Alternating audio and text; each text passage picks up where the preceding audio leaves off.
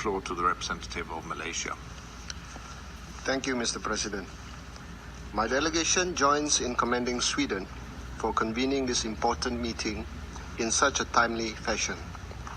It offers an important and early opportunity for member states to engage with the Secretary General Guterres on his areas of priority, namely on conflict prevention and sustaining peace.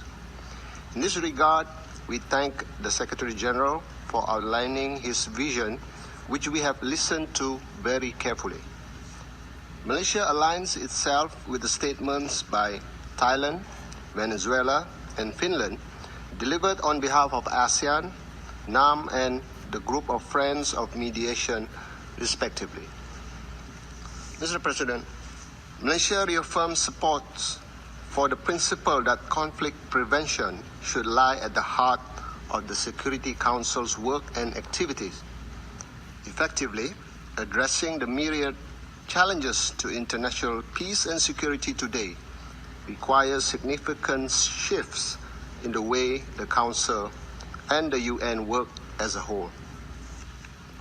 We also welcome the increased emphasis on partnerships across and beyond the UN system, with a view to ensure that possible responses are more comprehensive, credible, and sustainable.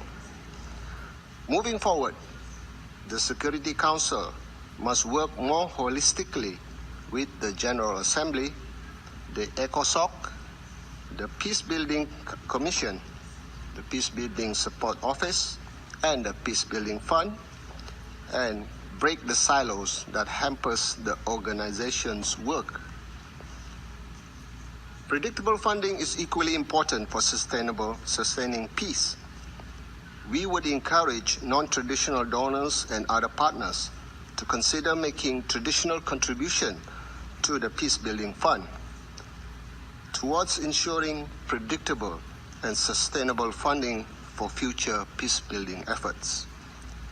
In light of the renewed focus on the primacy of politics, the Security Council could take more proactive steps in acting preventively, including by empowering its president to conduct low-key, quiet diplomacy soundings with representatives of those countries on its agenda.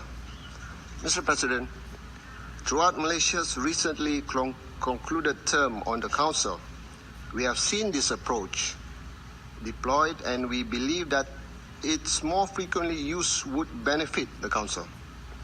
At the very least, it would provide an avenue for direct engagement with concerned countries.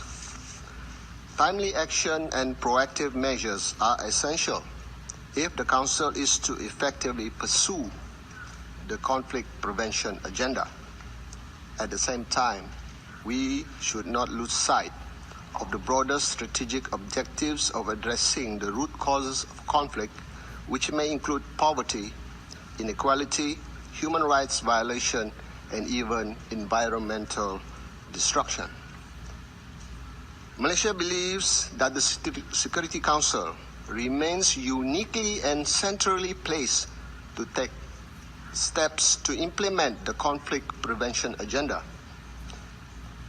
As elaborated on by previous speakers, the Charter provides the necessary tools. What is required is the political will and the leadership by the Council to utilize and implement them, working, of course, in close coordination and cooperation with the UN Secretariat, member states, and other partners and stakeholders. In concluding, Mr. President, Malaysia renews its commitment to work with and support the Secretary General in discharging his role and mandate. And also, we pledge to continue supporting the work of the Council. I thank you. I thank the representative of Malaysia for his statement.